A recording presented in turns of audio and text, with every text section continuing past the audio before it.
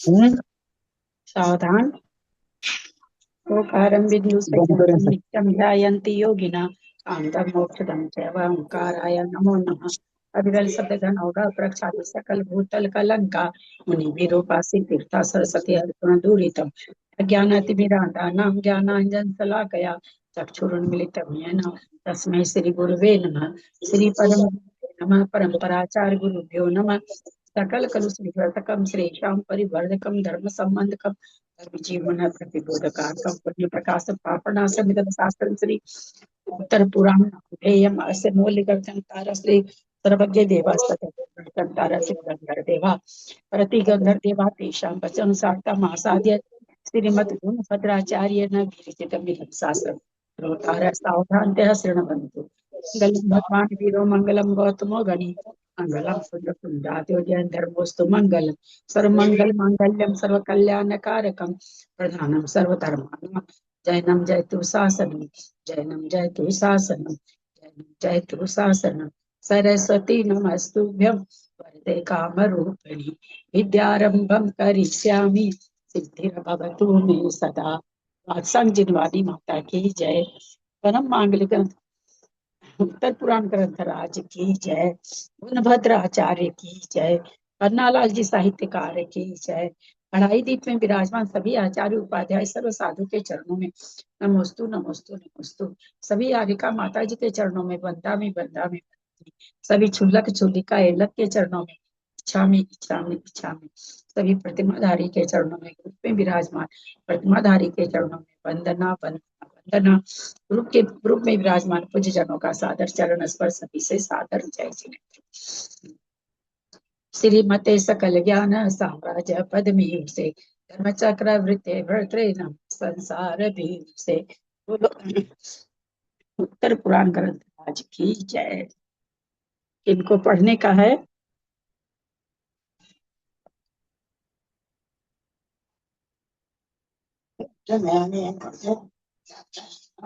भाभी देख के बताती हूँ। मुझे पता नहीं था क्या होगा। शर्मिला आई हुई नहीं है क्या? नहीं, वो तो कलकत्ता गए ना।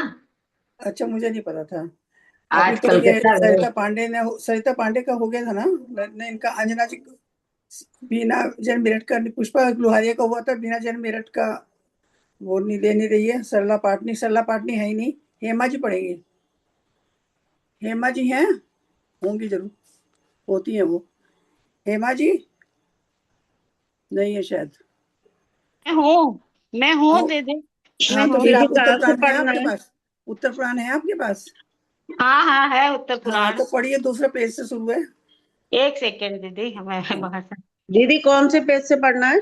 दूसरे पेजों से, एक ही पेज भाभी ने कल पढ़ा था। एक। ठीक है दीदी। सेकंड पेज से। हाँ।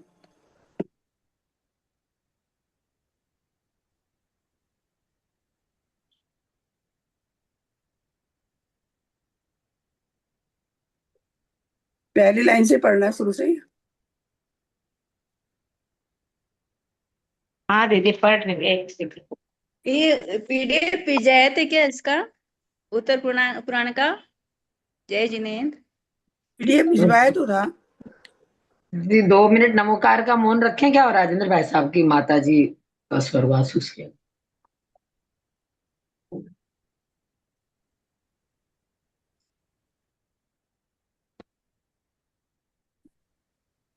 हेलो। हाँ भाभी। तो कुछ बोले क्या अभी? मैं बोली थी वो राजेंद्र भाई साहब की माता जी का स्वर्गवास हो गया ना, तो उसके लिए 2 मिनट का मौन रखना है क्या? हाँ रख लीजिए। अच्छी बात है, उसमें थोड़ी कोई खराब बात है? बिल्कुल रखिए।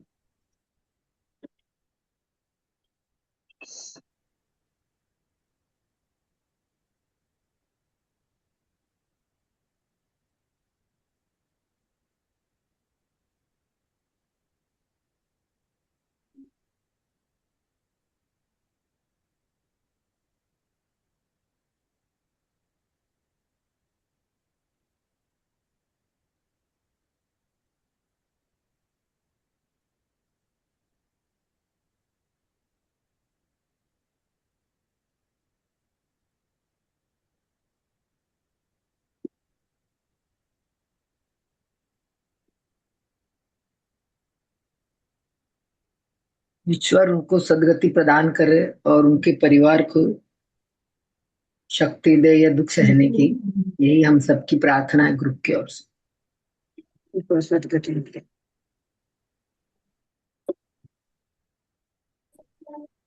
सभी को जय जिनेन्द्र। हम पर अनंत चतुष्टय रूप अंतरंग लक्ष्मी और अष्ट प्रातिहार रूप बहिरंग लक्ष्मी से युक्त वे अजितनाथ स्वामी सदा जयवंत रहे, जिनके की निर्दोष पर्या पर विशेष आदि दोषों से नहीं, रहित। कहाँ से पढ़ रहे हैं आप? यहाँ से पढ़े ना, दूसरे पेज से पढ़िए, दूसरे दूसरे पेज पेज। से। ओके, अच्छा ठीक। इस जीव का इस शरीर, जीव, हाँ, इस जीव का शरीर में जो निवास हो रहा है वह आयु कर्म से ही होता है। मैं यद्यपि शरीर में तो वो स्थित हूँ। 40वें से का वो नहीं करा रहे क्या? नहीं, हाँ, 44 का आगे का नहीं करा रहे क्या आदित्य? नहीं तो वो आज प्रश्नावली तो आएगी नहीं। उनकी हाँ, माँ का हाँ। निधन हो गया तो कम से कम 3 दिन तो उनको नहीं बोलने में अच्छा लगेगा ना। बाद में हाँ, फिर हाँ, देखते हैं। तो अभी समरी करने से कोई फायदा नहीं है, हाँ, सही बात, सही बात, इसीलिए सही बात। हाँ, इसीलिए नहीं कर रहे। हाँ, हाँ, ये ध्यान ही नहीं रहा। सब शास्त्र जी का बोल दिया ना? हाँ हाँ, मना कर दी सरोज। ठीक है, कल मिल जाएगा सुबह में, ललिता आएगी। हाँ ठीक है सरोज, हमारा ललिता का साधन ठीक है। हाँ, अरे मैं आज वो आई थी तो मेरे दिमाग में आया, अरे उसको आत्मा दे दो। मेरे को भी उधर कुछ करना रहता तो हो जाता। ललिता ठीक है। अपन काम हो जाता दोनों का। हाँ, दोनों का काम हो जाता है। हाँ पढ़िए दीदी, माँ जी हाँ, पढ़िए। ये इस जीव का शरीर में जो निवास हो रहा है वह आयु कर्म से ही होता है। मैं यद्यपि शरीर में स्थित हूँ तो भी काल की परिमित घड़ियों में धारण किया हुआ मेरा आयु रूपी जल शीघ्र ही गलता जाता है, उत्तरोत्तर कम होता जाता है। परिमित इसीलिए मतलब, हाँ, परिमित काल के मतलब परिमित पराभव में, हाँ, हाँ, एक मिनट, पराभव में क्या चीज? काल की परिमित घड़ियों परभव मतलब एक दूसरे के बाद परभव, प्रभाव, परिमित परिमित घड़ियों में धारण किया हुआ। घड़ियों थोड़ी घड़ियों में है, और परिमित हमारे में मैंने क्या? मंजू जी इसमें दिल्ली बोलिए, मंजू जी इसमें दिल्ली घड़ियों में, हाँ, बोलिए। एक मिनट, घड़ियों नहीं है, घड़ियों है। एक है ना, आप लोग से मेरा रिक्वेस्ट है, हमको कहीं हड़बड़ नहीं है, अगर आप लोग को हो तो अलग बात है। नहीं, हम हमारे में घड़ियों है दीदी, घड़ियों में धारण किया हुआ है। होगा भी नहीं, गाड़ी होगा भी नहीं। हाँ, तो तो इसको ठीक कर लेते हो ना दीदी, हो गया। उसका कोई बात नहीं, ऐसे हम जनरल बात करते हैं। मैं बिल्कुल यदि भी, बिल्कुल भी वो एकदम जल्दी जल्दी पढ़ने का कोई भी कोशिश मत करिएगा। नहीं, धीरे धीरे ही पढ़ेगी। शब्दों पर जोर दे के पढ़ते ना तो पकड़ में हाँ, आती चीज। परिमित मतलब कौन बोलेंगे? बोलिए मंजू जी दिल्ली। क्या बोल रही हो? हाँ, सीमित होता है। मतलब चारों का आयु परिमित है ना, सीमित है भाई, इतना जिएगा इतना जिएगा, ऐसा नहीं कि भाई जीता ही रहेगा, जीता नपी तुली है, परिमित है, नपी तुली हुई। परिमित घड़ियों में धारण किया हुआ मेरा आयु रूपी जल शीघ्र ही गलता जाता है, उत्तरोत्तर कम होता जाता है। इसीलिए मेरा वह वायु रूपी जल जब तक समाप्त नहीं होता तब तक मैं स्वर्ग और मोक्ष के मार्गभूत जैन धर्म में उत्साह के साथ प्रवृत्ति करूंगा। इस प्रकार आशा रूपी पास को दे छेद कर वह राजा राज्य लक्ष्मी से निष्प्रय हो गया तथा स्वाधीन होने पर भी अनेक राजाओं के साथ दीक्षा रूपी लक्ष्मी के द्वारा अपने अधीन कर लिया गया, अर्थात अनेक राजाओं के साथ उसने जिन दीक्षा धारण कर ली, जिसने बहुत समय तक तीव्र तपस्या की है, जिसे 11 अंगों का स्पष्ट ज्ञान हो गया है, जिसकी ललिता चल जी रहा है। एक बात पूछूं? एक मिनट सरिता जी, ये किसके बारे में चल रहा है? ये कथानक किसका चल रहा है? कौन सोच रहा है कि मैं मोक्ष मार्ग का कर लूं? ये इस तरह की बातें कौन सोच रहा है? गुणभद्राचार्य जी के। क्या बकवास करती हैं त्रिशला जी, बहुत ही खराब आजकल जवाब देने लगे यार। कौन सोच रहा है? अजितनाथ स्वामी का। ये तेरी के तीर्थंकर हैं। हाँ, तीर्थ नहीं, मैं वो ही पूछना चाह रही थी। हाँ तो आप भी इस ग्रंथ पढ़ रहे हो, मैं भी ग्रंथ ही पढ़ रही हूँ। अलग से तो कोई मैं दूसरी जगह से खोज के तो बताऊंगी नहीं, इसी में से बताऊंगी। पढ़ के बताइए सब कोई पढ़िए, पढ़ के बताइए तो किसके बारे में आया ये सब।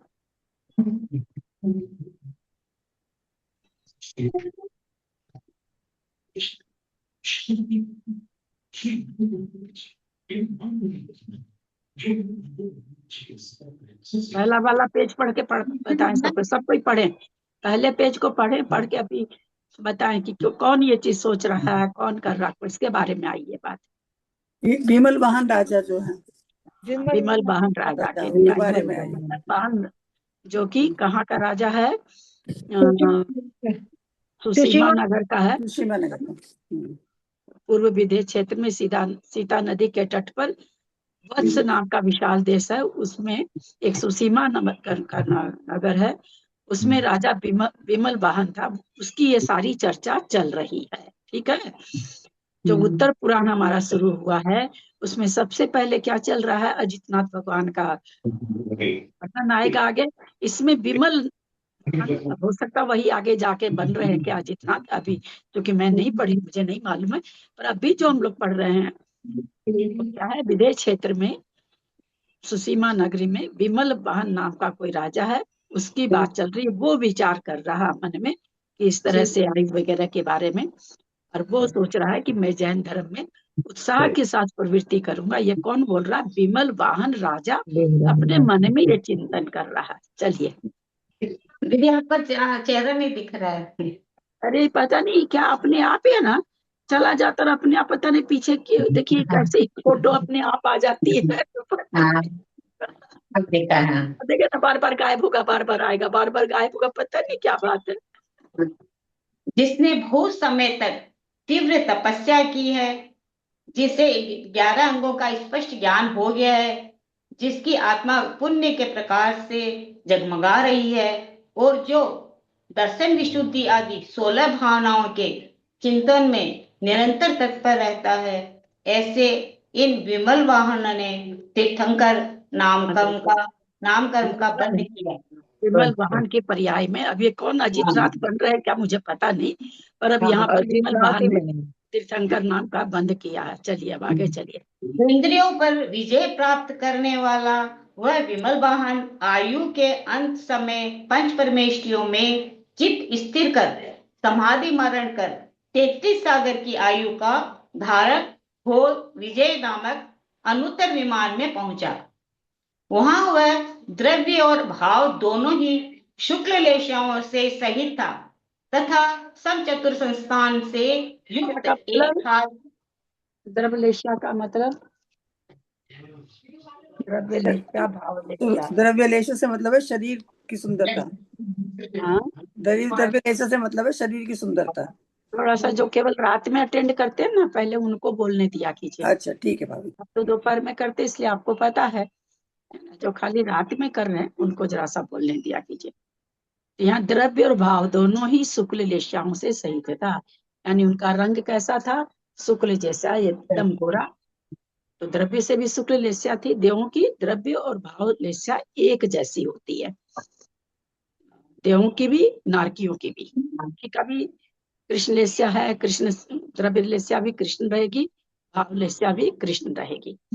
मनुष्य और त्रियंच में एकदम गोरा आदमी शुक्ल लेस्या हुआ, द्रव्य से तो शुक्ल लेस्या हुई, और देखा जाएगा कि बहुत अंदर से कषाय वाला हो सकता है। तो द्रव्य लेस्या तो शुक्ल, और भाव लेस्या कैसी? भाव लेस्या कैसी? शाम वाले लोग बोले भाव लेस्या कैसी? शरीर से बिल्कुल शुक्ल है कोई आदमी, और अंदर से उसको बहुत कषाय है, बहुत कषाय। कितनी कषाय है कि एक आम के लिए पूरा पेड़ ही काट दूंगा। कौन सी कषाय अंदर से है? कृष्ण लेशा। कृष्ण लेखा वाला है। तो ये ऐसी चीजें किसमें पाई जाती है?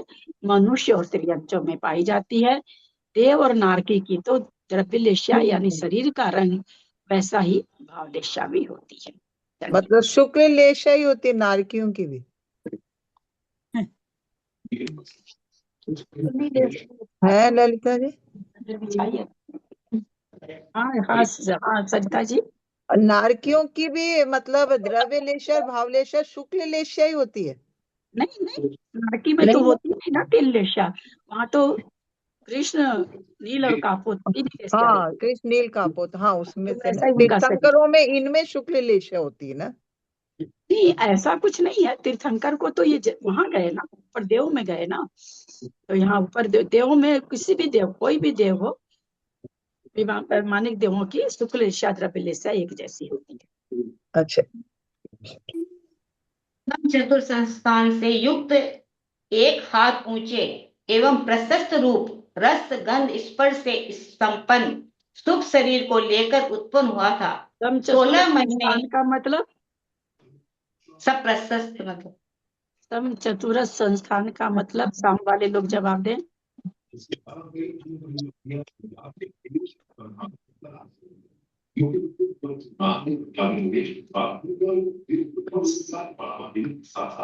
शब्दों के अर्थ तो कभी बदलते ही नहीं है ना।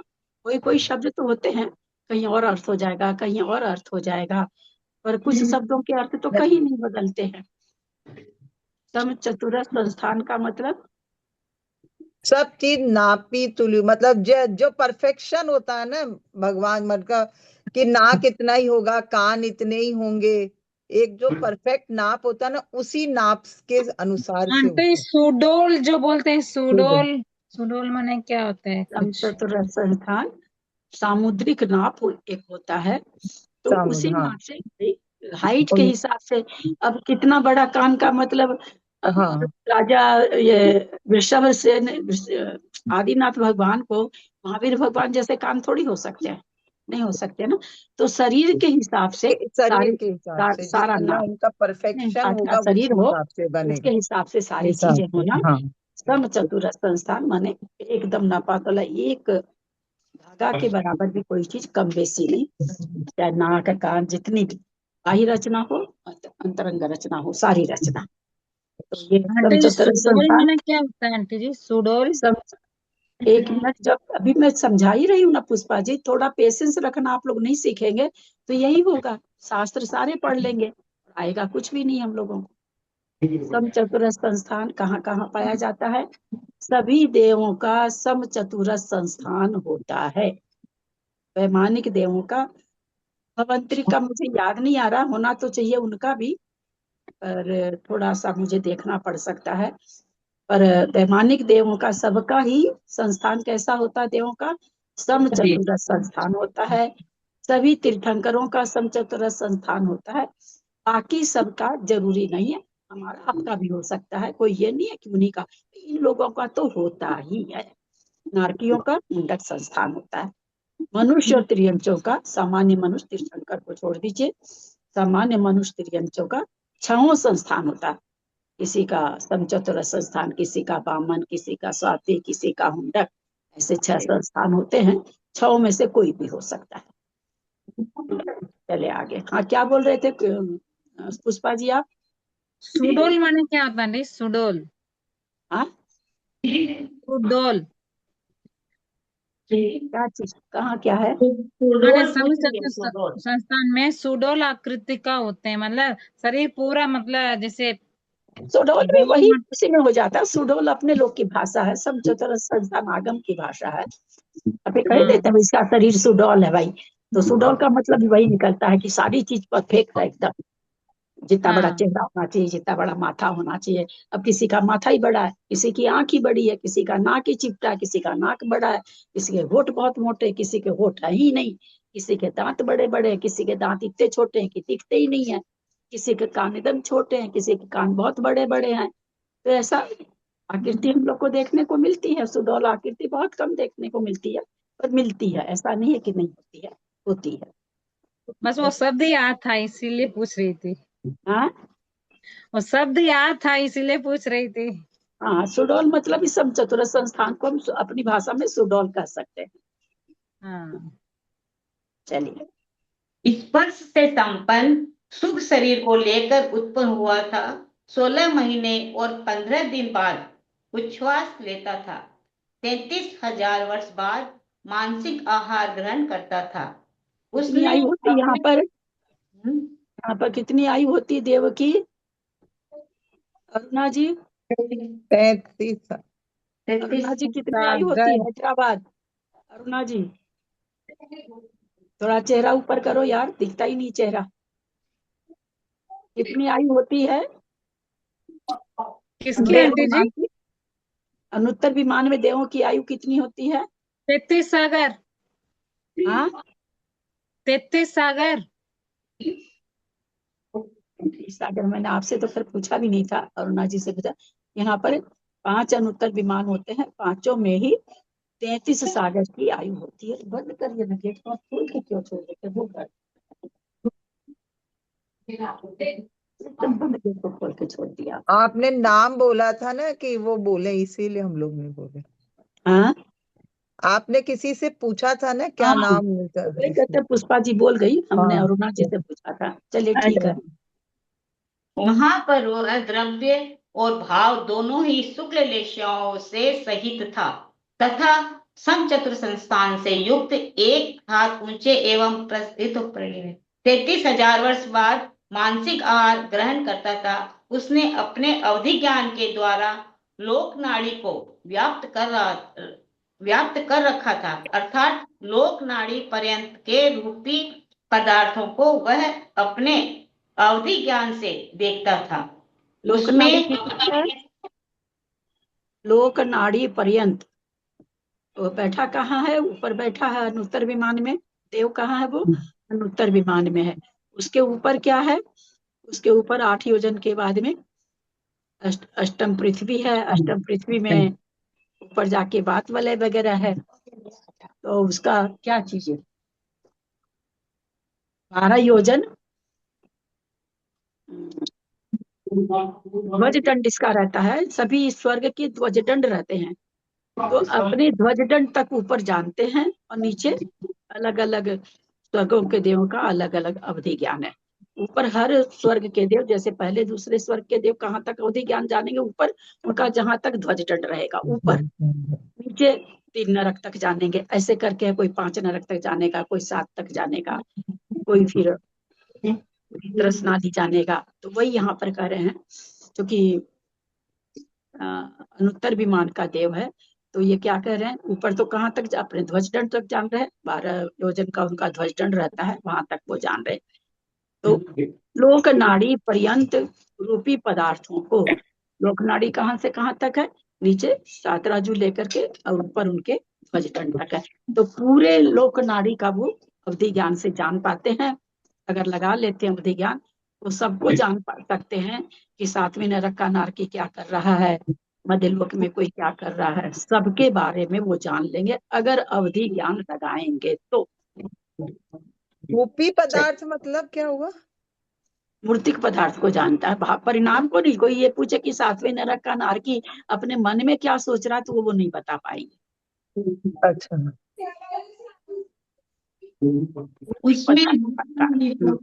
सोचने का तो, जो सोचना, जो अपना चिंतन, वो तो कोई मूर्त नहीं ना है, मूर्तिक नहीं ना है। जो हाँ। परिणाम है वो तो अमूर्तिक है ना, तो अमूर्तिक चीज को नहीं जान पाता है। अवधि ज्ञान मूर्तिक ज्ञान, मूर्तिक चीज को जान।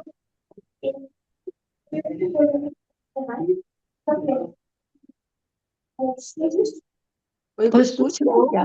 उखाड़ कर दूसरी जगह रख देने की शक्ति थी। वह उतने ही क्षेत्र में अपने शरीर की विक्रिया भी कर सकता था और सुख स्वरूप पंचेंद्रियों के द्वारा प्रविचार जन्य सुख से अनंत गुणा अधिक अप्रविचार सुख का उपयोग करता था। उस महाभारत के स्वर्ग से पृथ्वी पर अवतार लेने के 6 माह पूर्व से इस ही तरह का काम प्रतिदिन करती दाई लोग। हाँ, दाई करी है। अरे चद्दर बदली, दाई करी है, दूसरा कौन गिराएगा। प्रतिदिन तीर्थंकर नामक पुण्य प्रकृति के प्रभाव से जम्बू द्वीप के भरत क्षेत्र के अधिपति इक्ष्वाकु वंशीय काश्यप गोत्रीय राजा जितशत्रु के घर में इंद्र की आज्ञा से कुबेर ने 3.5 करोड़ रत्नों की वृष्टि की। तदनंतर जेठ महीने की अमावस के दिन, जबकि रोहिणी नक्षत्र का कला मात्र से अवशिष्ट चंद्रमा के साथ संयोग था, तब ब्रह्म मुहूर्त के पहले महारानी विजय सेना ने 16 स्वप्न देखे। उस समय उसके नेत्र बाकी बची हुई अल्प निद्रा से कलुषित हो रहे थे। ये जो 16 स्वप्न कथानक चल रहा है, ये अजितनाथ भगवान का ही चल रहा है, जो कि जम्बूद्वीप में है ना। जम्बूद्वीप में देखिए सपना, इसका मतलब है कि अपने साकेत में, मतलब अयोध्या जी में। इसका मतलब है कि यही का है, अजितनाथ भगवान का कथानक है। 16 स्वप्न देखने के बाद उसने देखा कि हमारे मुख कमल में एक मंदोन्मत्त हाथी प्रवेश कर रहा है।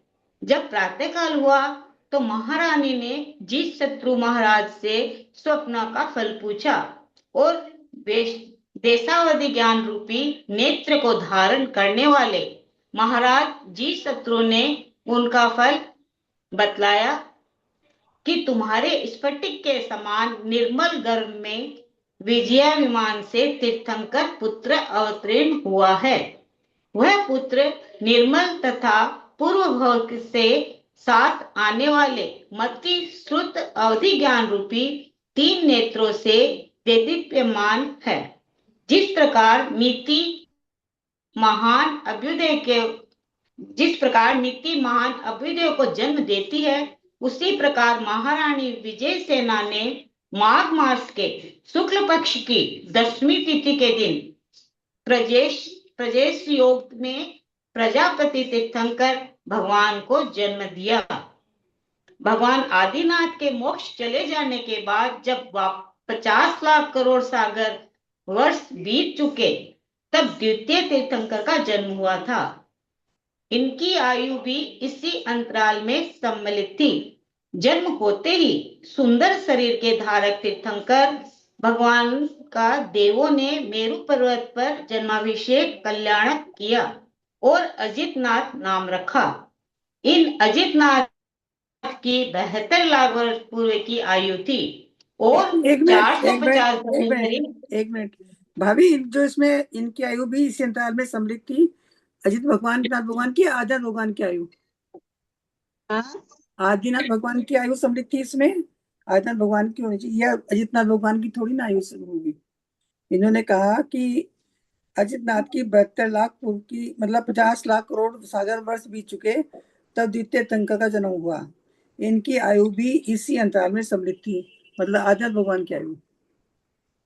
हाँ, लग तो वही रहा है। तो वही है ना, 50 लाख करोड़ सागर बीत चुके तब दूसरे तीर्थंकर का जन्म हुआ। इनकी आयु भी इसी अंतराल में सम्मिलित थी। उसके बाद हुआ ऐसा तो नहीं लिखना था, या तो केवल ज्ञान से कुछ आगे घटाएंगे क्या, देखें। अभी तो वही लग रहा है। हाँ, आदिनाथ भगवान लग रही है ना। इन अजितनाथ की 72 लाख पूर्व की आयु थी और 450 धनुष शरीर की ऊंचाई थी। अजितनाथ स्वामी के शरीर का रंग स्वर्ण के समान पीला था। उन्होंने बाएं और अभ्यंतर के समस्त शत्रुओं पर विजय प्राप्त कर ली थी। जब उनकी आयु का चतुर्थांश बीत चुका, तब उन्हें राज्य प्राप्त हुआ। उस समय उन्होंने अपने तेज से सूर्य का तेज जीत लिया था। 1 लाख पूर्व कम अपनी आयु के 3 भाग तथा 1 पूर्वांग तक उन्होंने राज्य किया। देखो, आपके साथ संभोग सुख का अंत आता है, यह मेरा ही अंत होता है, कि इस विचार से राज्य लक्ष्मी के द्वारा आलिंगित हुए भगवान अजितनाथ ने प्रशंसनीय भोगों का अनुभव किया।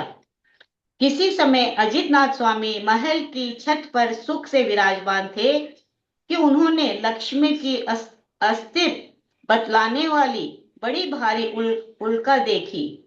ज्ञानियों में श्रेष्ठ अजितनाथ स्वामी उसी समय विषयों से विरक्त हो गए, सो ठीक ही है, क्योंकि जिन्हें शीघ्र ही मोक्ष प्राप्त होने वाला है, उन्हें लक्ष्मी को छोड़ने के लिए कौन सा कारण नहीं मिल जाता है।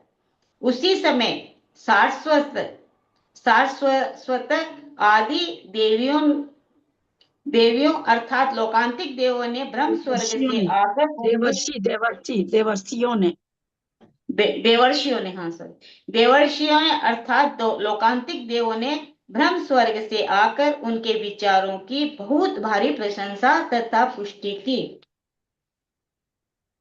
जिस प्रकार लोग देखते तो अपने नेत्रों से हैं, परंतु सूर्य उसमें सहायक हो जाता है, उसी प्रकार भगवान यद्यपि स्वयं बुद्ध थे, तो भी लोकांतिक देवों का कहना उनके यथार्थ अवलोकन में सहायक हो गया।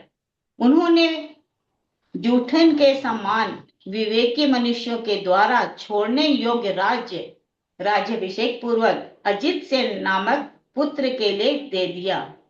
देवों ने उनका दीक्षा कल्याण संबंधी महाभिषेक किया। अनंतर वे सुप्रभा नाम की पालकी पर आरूढ़ होकर सहेतुक वन की ओर चले। उनकी पालकी को सर्वप्रथम मनुष्य ने, फिर विद्याधरों ने और फिर देवों ने उठाया था। माघ मास के शुक्ल पक्ष की नवमी के दिन रोहिणी नक्षत्र का उदय रहते हुए उन्होंने सहेतुक वन में सप्तपर्ण वृक्ष के समीप जाकर सायंकाल के समय 1000 आज्ञाकारी राजाओं के साथ बेला का नियम लेकर संयम धारण कर लिया, दीक्षा ले ली। दीक्षा लेते ही वे भक्त मन पर ज्ञान से संपन्न हो गए और उन्होंने दिन दानियों को अपूर्व आनंद उपजाते हुए साकेत नगरी में प्रविष्ट हुए। वहां ब्रह्मा नामक राजा ने उन्हें यथाक्रम से दान दिया और सातावेदनीय आदि पुण्य प्रकृतियों का बंध कर पंचाश्चर्य प्राप्त किए। शुद्ध ज्ञान के धारक भगवान ने 12 वर्ष छद्मस्त अवस्था में बिताए।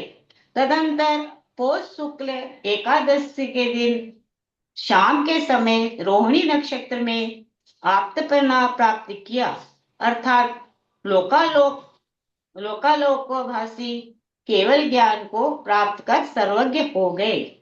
उनके सिंह सेन आदि 90 गणधर थे, 3750 पूर्वधारी, 21,600 शिक्षक, 9,400 अवधिज्ञानी, 20,000 केवल ज्ञानी, 20,400 विक्रिय रीति वाले, 12,450 मन प्रय ज्ञानी और 12,400 अनुत्तरवादी थे।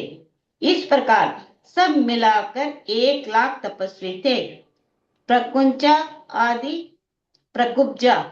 आदि 3,20,000 आर्यकाएं थी, 3 लाख श्रावक थे, 5 लाख श्राविकाएं थी और असंख्यात देवियां थी। इस तरह उनकी 12 सभाओं की संख्या थी।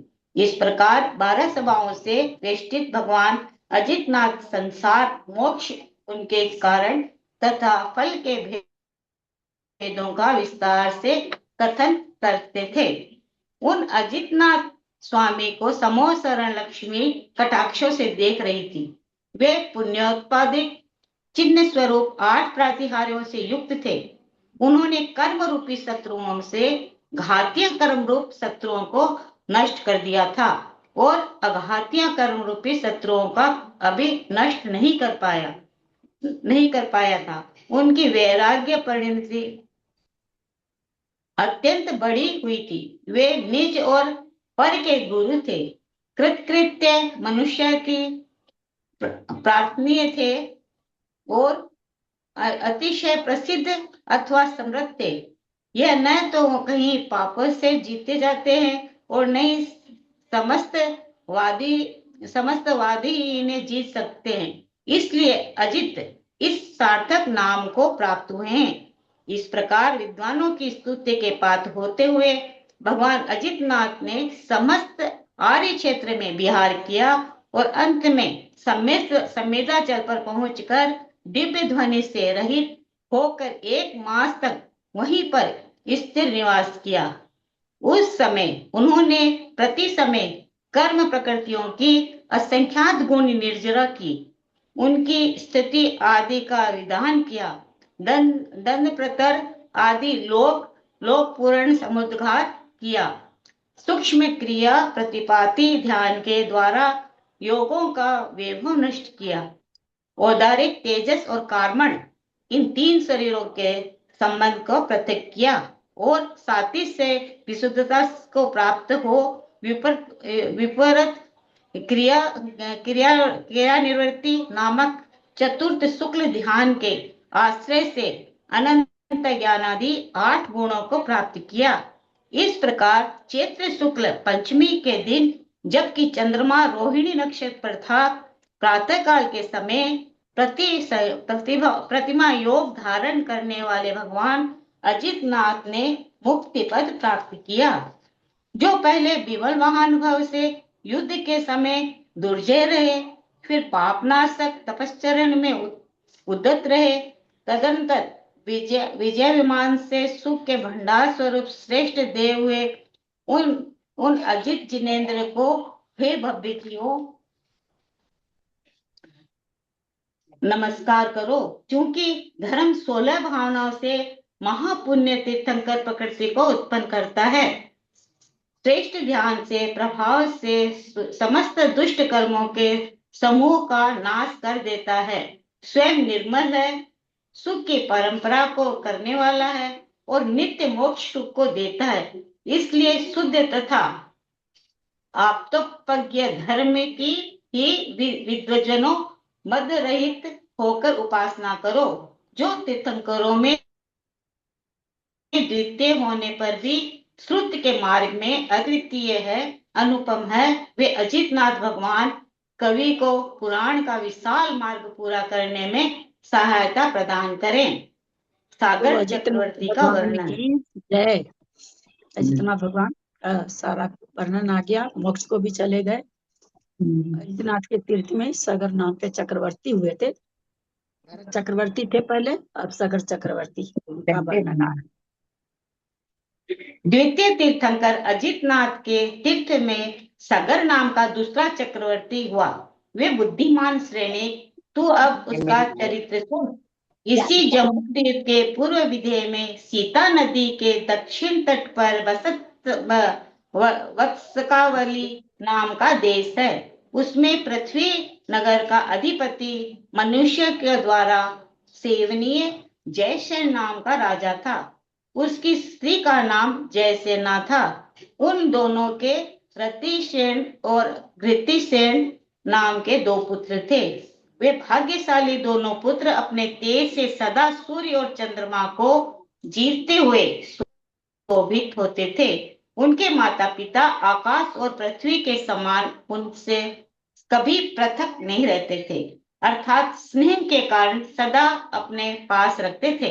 एक दिन किसी कारणवश रतिसेन की मृत्यु हो गई। सो ठीक ही है, क्योंकि मृत्यु का कारण क्या नहीं होता, अर्थात जब मरण का समय आता है तब सभी मृत्यु के कारण हो जाते हैं। रतिसेन की मृत्यु रूपी मेघ से निकले हुए शोक रूपी वज्र ने लता सहित कल्प वृक्ष के समान भार्या सहित राजा जयसेन को बाधित किया, दुखी किया। उस समय अवसर पाकर यमराज के आगे आगे चलने वाली मूर्छा ने उन दोनों का आलिंगन किया, अर्थात वे दोनों मूर्छित हो गए। सो ठीक ही है, क्योंकि छिद्र प्राप्त करने वाले शत्रु अपकार किए बिना नहीं रहते। जब वेद जनों के श्रेष्ठ उपायों के द्वारा धीरे धीरे वे चैतन्य को प्राप्त हुए, तो बृहस्पति के समान श्रेष्ठ गुरु के राजा जयसेन को बड़ी कठिनाई से समझाया। तदनंतर वह इस शरीर को दुख का घर मानकर उसका निष्प्रय करने के लिए आग्रह करने लगा और यमराज को मारने के लिए उद्यत हुआ। सो ठीक ही है, क्योंकि मनस्वी मनुष्य को यही योग्य है। वह प्राणों का अंत करने वाले अथवा इंद्रियादि प्राण है, अंत में जिनके ऐसे परिग्रहों को पुराने पत्तों के समान समझने लगा और राज्य के उपभोग में भाग्यशाली आर्य धृतिशेन नामक पुत्र को नियुक्त कर अनेक राजाओं और महारुत नामक साले के साथ यशोधर गुरु के पास बतलाए हुए शुद्ध मोक्ष मार्ग को प्राप्त हुआ, दीक्षित हो गया।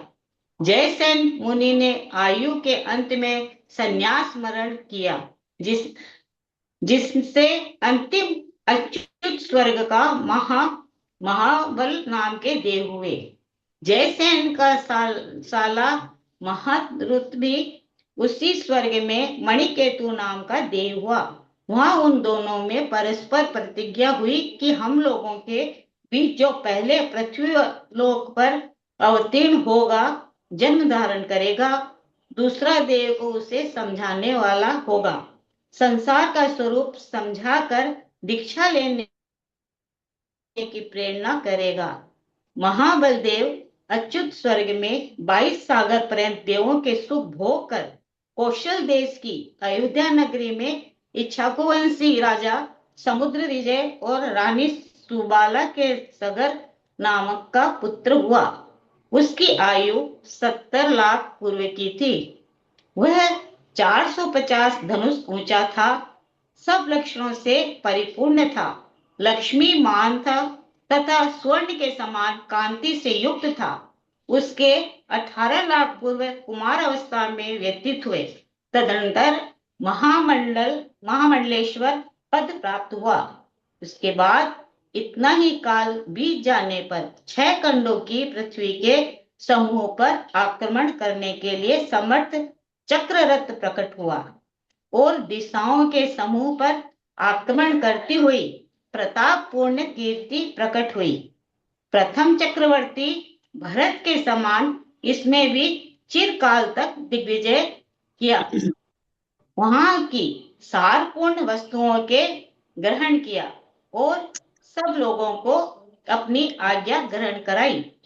दिग्विजय से लौटकर जब साम्राज्य लक्ष्मी के ग्रस्त रूप अयोध्या नगरी से वापस आया और निर्विघ्न रूप से 10 प्रकार के भोगों का उपभोग करता हुआ सुख से रहने लगा।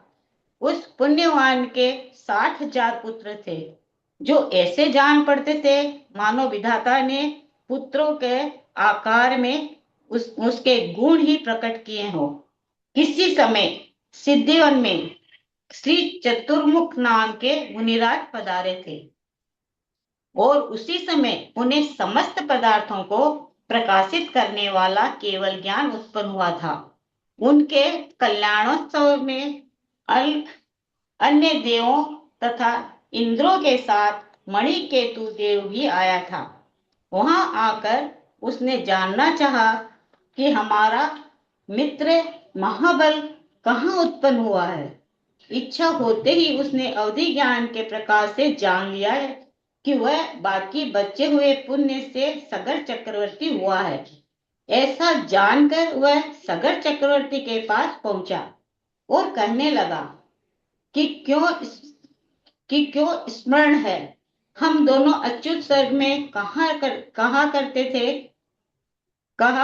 थे कि हम लोगों के बीच जो पहले पृथ्वी पर अवतीर्ण होगा उसे वहां रहने वाला साथी समझावेगा। हे भव्य मनुष्य जन्म के सारभूत साम्राज्य का तू चिरकाल तक उपभोग कर चुका है।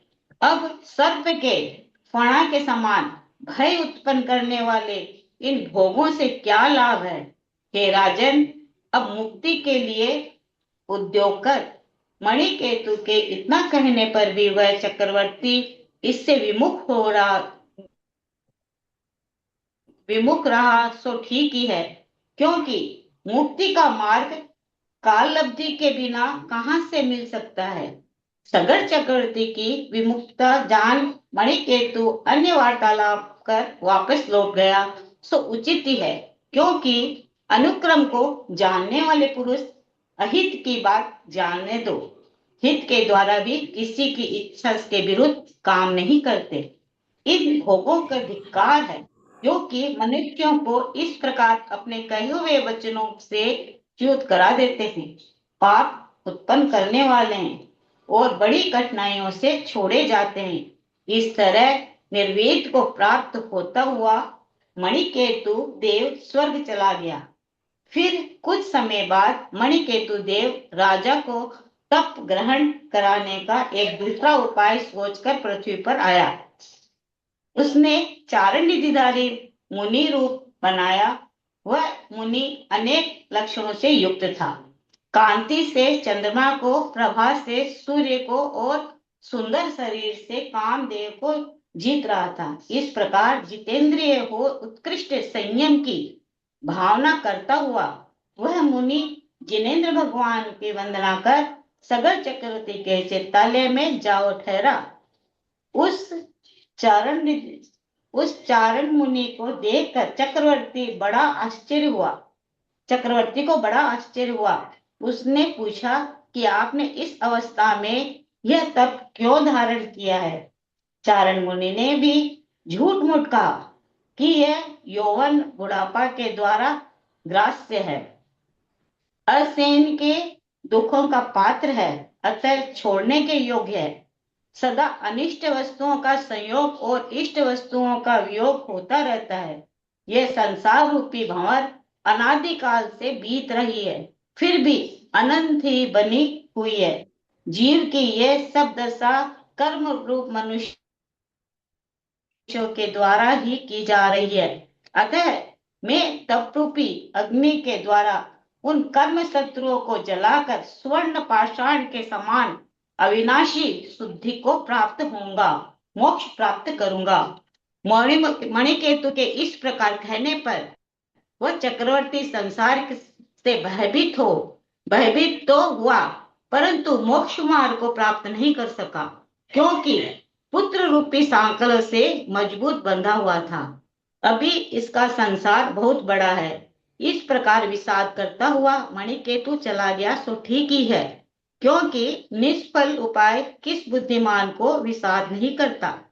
वह देव सोचने लगा कि देखो, साम्राज्य की तुच्छ लक्ष्मी से वशीभूत हुए चक्रवर्ती ने अच्युत स्वर्गीय लक्ष्मी बुला दी सो ठीक ही है, क्योंकि कामी मनुष्यों को अच्छे बुरे पदार्थों के अंतर का ज्ञान कहाँ होता है।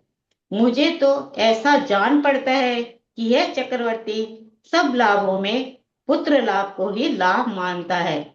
स्वर्ग और मोक्ष लक्ष्मी का लाभ इसके लिए लाभ नहीं है, ऐसा समझकर ही यह पुत्रों में अत्यंत लीन हो रहा है। किसी समय सिंह के बच्चों के समान उद्दत और अहंकार से भरे हुए वे राजपुत्र सभा में विराजमान चक्रवर्ती से इस प्रकार निवेदन करने लगे कि सूरवीरता और साहस से सुशोभित क्षत्रिय पुत्रों का यौवन यदि दुस्साध्य कार्य में पिता का मनोरथ सिद्ध नहीं करता तो वह यौवन नहीं है। ऐसे प्राणी के जन्म लेने अथवा जीवन धारण करने से क्या लाभ है? जन्म लेना और जीवन धारण करना ये दोनों ही सर्वसाधारण है, अर्थात सब जीवों के होते हैं। इसीलिए हे राजन, हम लोगों को साहस से भरा हुआ कोई ऐसा कार्य बतलाइए कि जिससे हमारी केवल भोजन में सम्मिलित होने से उत्पन्न होने वाली दीनता अथवा अधर्म दूर हो सके। तो जय जिनेन्द्र। और कोई पढ़ने नहीं?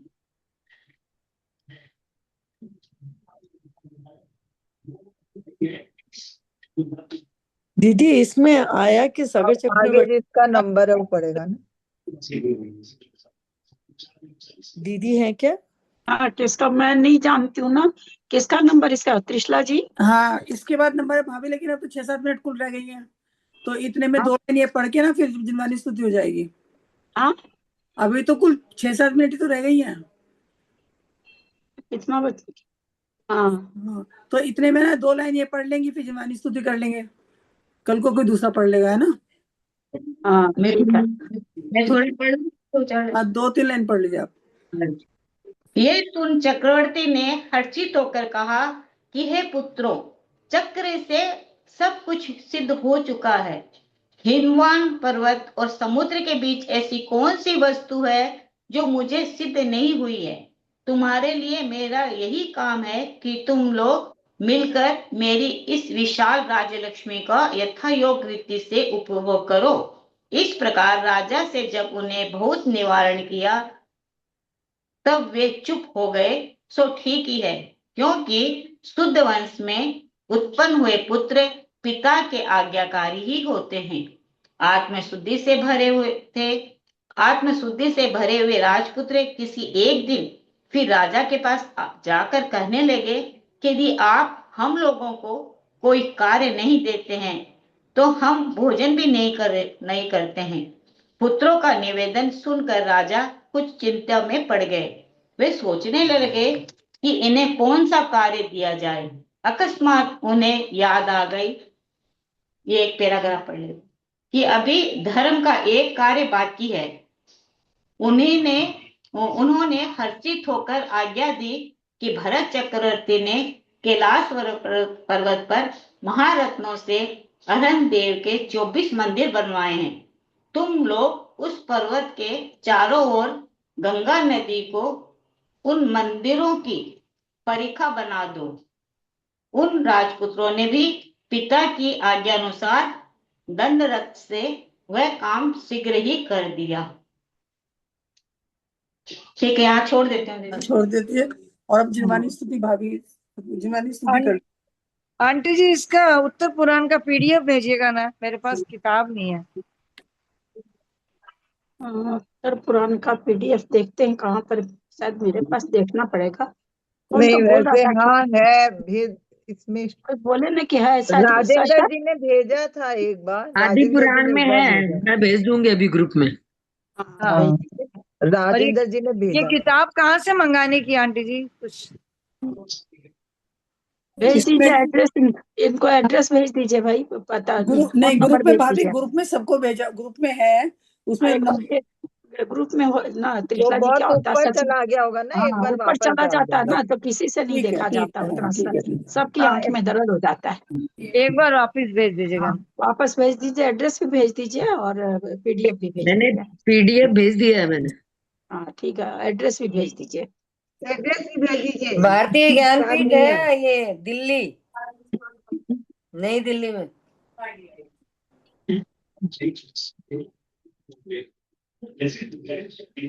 नहीं तो फुल एड्रेस भेजना पड़ेगा ना, ऐसे बताने से थोड़ी सा भेज देंगे अभी।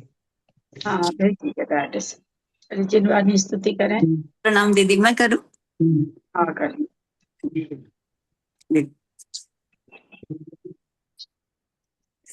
ओ तुझे चंदा कहूँ या सूरज, ओ गुरुवर मेरे गुरुवर, तेरे चरणों का शुभ दर्शन, तेरे चरणों का शुभ दर्शन, मेटे जन्म जन्म की सबकी, तन मन की सारी तपन। ओ गुरुवर मेरे गुरुवर, तेरे चरणों का शुभ दर्शन, मेटे जन्म जन्म की सबकी, तन मन की सारी तपन। भावों के पुष्प खिलाकर पग तले धरूं मैं गुरुवर, पृथ्वी की कठोरता को झेलूं मैं अपने तन पर, गुरुवर पद चाप से धन्य हो हम सबका मानव जीवन, मीटे जन्म जन्म की सबकी, तन मन की सारी तपन। ओ गुरुवर मेरे गुरुवर, तेरे चरणों का शुभ दर्शन, मिटे जन्म जन्म की सबकी, तन मन की सारी तपन। तप तपता सूरज झुलसाता, सब जीव जंतु के तन को, बन बादल छा जाऊं मैं, छाया करूं गुरुवर को, छतरी बन लहराऊं, गुरुवर को हो न तपन, मिट जन्म जन्म की सबकी, तन मन की सारी तपन। ओ गुरुवर मेरे गुरुवर, तेरे चरणों का शुभ दर्शन, मिट जन्म जन्म की सबकी, तन मन की सारी तपन। बैठे हो गुरु चिंतन में, 64 दीदी पेज में। बैठे हो गुरु चिंतन में, होते हैं जब आत्म में, दशों दिशा की प्रहरी बन गाऊं मैं, उस गाऊं मैं उस क्षण में, नहीं कोई बाधा हो, हर विघ्न का करूं हनन, मिट जन्म जन्म की सबकी, तन मन की सारी तपन। ओ गुरुवर मेरे गुरुवर, तेरे चरणों का शुभ दर्शन, मिट जन्म जन्म की सबकी, तन मन की सारी तपन। ना प्रकृति ना कोई मानव, ना कोई भी विकलेंद्रिय, महावीर प्रभु दो शक्ति, उपसर्ग करूं मैं निराशे, कवच बनूं मैं गुरुवर, नहीं डाले कोई विघन, मिटे जन्म जन्म की सबकी, तन मन की सारी तपन। ओ गुरुवर मेरे गुरुवर, तेरे चरणों का शुभ दर्शन, मिटे जन्म जन्म की सबकी, तन मन की सारी तपन। ना हेम रजत है गुरुवर, ना रत्नों की है थाली, फिर भी चरणों में लाई, भर कर भावों की प्याली, भावों का अर्घ स्वीकारो, चरणों में तेरे नमन, मिट जन्म जन्म की सबकी, तन मन की सारी तपन। ओ गुरुवर मेरे गुरुवर, तेरे चरणों का शुभ दर्शन, मिट जन्म जन्म की सबकी, तन मन की सारी तपन, तन मन की सारी तपन, तन मन की सारी तपन। जवानी के ज्ञान ते सूझी। बहुत बहुत धन्यवाद भैया, आप गा लेते हैं, मेरा तो सारा गला ही खत्म हो गया। बनाए थे तब तो बनाए थे ना, गाते थे तभी बनाते, पहले गाते ही थे जाके रोज सुबह सुबह। बहुत अच्छा, बहुत अच्छा गाया रंजू। हाँ अच्छा गाया। धन्यवाद। बहुत मैं भी बढ़िया अभी गाया गा रही रंजू हूँ, दीदी, इतने बहुत वर्षों बढ़िया। से आपने इतने वर्षों से दी, पर मैं अभी गा रही हूँ आपके सामने में ही, वो भी काफी से मतलब शक्ति मिलती है। लेखिएगा वो बोलो अच्छा लिखा है। हाँ हाँ दीदी प्रणाम दीदी। और मैंने है ना शनिवार को हमारे मंदिर में कोई 8वां पूजी थी, तो महावीर विधान कराया था, भगवान महावीर का विधान। तो हमने उसमें 24 भगवान के 24 गर्भ कल्याण के अर्घ बोले, और मैंने बताया ललिता दीदी हमको आदि पुराण पढ़ाती हैं, सरोज दीदी ने बताया था, भाभी जी ने, तो उसका लिंक, तो वो सारे गर्भ के संस्कार पूरे पढ़े हमने आदि पुराण के, तो इतना खुश हुई। बोले ये हमारे पूरे जीवन के लिए एक बहुत बड़ा बोले ये उपलब्धि हो गई कि हमको पूरे संस्कार मिले गर्भ के। दीदी इसके लिए आपका बहुत बहुत धन्यवाद। जबकि मैं क्लास पूरी करती भी नहीं हूँ, लेकिन बहुत ही आनंद आता है दीदी। ये अच्छा ना, जितना भी करते हैं अच्छी बात है। आपका बहुत बहुत धन्यवाद। पूरी गर्भ कल्याण की करवा दी रंजू। रंजू पूरी करवा दी। भक्तामर विधान था, भक्तामर विधान था। अच्छा, बहुत अच्छा, बहुत अच्छा। यही ना है, अब कोई भी चीज 100 आदमी पढ़ते हैं, 500 पढ़ते, उसमें 5-10 निकलते हैं जो उसको अप्लाई करते हैं। रंजू है, पता, मेरी रंजू भजन वाली किताब, वो ललिता सेठी की ननद है, उसका नाम चंदा है, वो तो मेरे से 3-4 बार ले चुकी किताब। अब वो किसी को देती कि क्या करती सो तो मुझे पता नहीं, अब तो खैर उनसे मुलाकात नहीं है। तो लगता था कि गाती हैं, पर कभी भी मतलब एक बार वो आचार्य श्री के यहाँ गए हुए थे, यही सरोज लेके गई थी। सरोज वो क्या कौन थी वो पतली वाली, भूल रही हूँ, गुवाहाटी की। क्या पतली बात वाली? अपने लोग गए थे ना, तुम मैं और सुमन गए थे ना, तो उषा, उषा नाम था ना उसका। उषा कौन? गुवाहाटी की थी ना, दुबली पतली, अपने लोग बरंडे पर खड़े थे तो वो चल के आई की, तो वो 2 लाइन गा के सुनाई हमको। तो बोलिए ललिता दीदी हैं, ललिता, तो 2 लाइन गा के सुनाई। बोले मैं आपको कैसे पहचानती हूँ, सुनिए। तो 2 लाइन गाई, तो मेरे मुंह से निकला ये तो मेरा भजन है। बोला बिल्कुल आपके भजन के, मगर आपको कहाँ मिला, मैं तो आपको जानती नहीं हूँ। बोला गुवाहाटी मंदिर में आपकी किताब रखी हुई थी, तो मैं अपने घर ले गई। मैं उसमें से गाती हूँ। तो परोक्ष में तो 2-4 आदमी से मिला था, लेकिन रंजू आजकल सामने सामने गाती तो बहुत अच्छा लगता उषा है। चूड़ीवाल। हाँ, उषा चूड़ीवाल, वही बहुत हाँ अच्छा हाँ, लगता है। वो थी उस टाइम, उषा चूड़ीवाल थी। रंजू को बहुत बहुत धन्यवाद भाई, बहुत बहुत धन्यवाद। दीदी आपको बहुत बहुत प्रणाम। एक्चुअली आपके सामने ही गाती हूँ, कभी गाया नहीं। ललिता जी आप वहीं पे है आपसे ही क्या अभी हिम्मत ग्रीन मिलती एज है। में?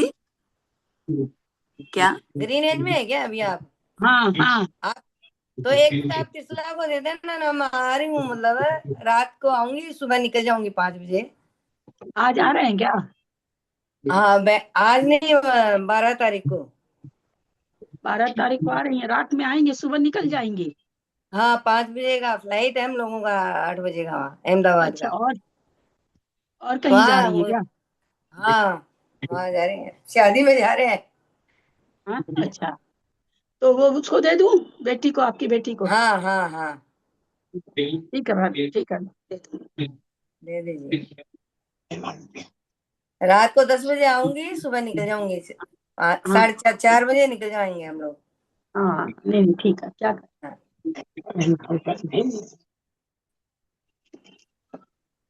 आपके भजनों में भक्ति कितनी है कि गुरु को हर नजर से बचाना, और मतलब कैसे उनकी रक्षा करना, उनको पद्मावती माता की जैसे, बहुत बड़ी बात है ये। बचपन से वही था ही, बचपन से गुस्सा बताना नहीं रहते। बचपन में 350 भजन बनाए थे गुरु पर, 350 भजन बनाए थे। किसको कहते हैं 350 भजन? वो कैसे बनाया आपने? कोई मन में ऐसी बात रही होगी, या कोई करते हैं किसी दिन? जयपुर जा रही हूँ, आचार्य श्री के दर्शन करूंगी, हार दूंगी एक दिन। हाँ, अभी जयपुर जाऊंगी तो हार दूंगी, दर्शन करूंगी वहाँ। अच्छा अच्छा अच्छा। हाँ आचार्य श्री के। लोगों का सबका नमोस्तु बोल दीजिए।